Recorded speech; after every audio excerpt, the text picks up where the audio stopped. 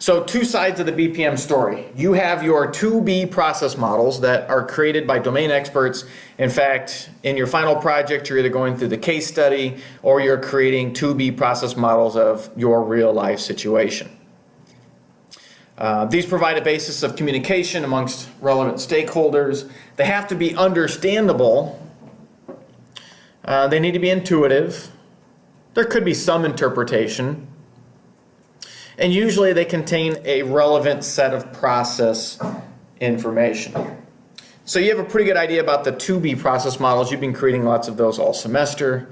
In fact, most of your 2B process models, in order to go automate them or create an executable model, probably has too much stuff.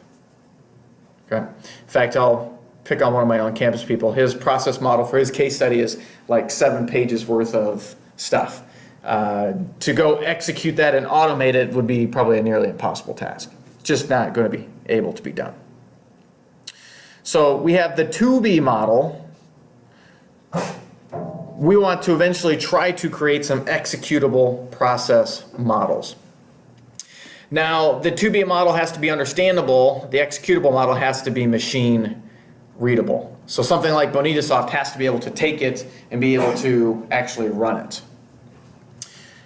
Has to be unambiguous and should not contain any uncertainties. Again, this is where all of my programmers, you're familiar with the fact that if you don't write it with the proper decision structures, it's not going to work. You have to consider all of the possible cases.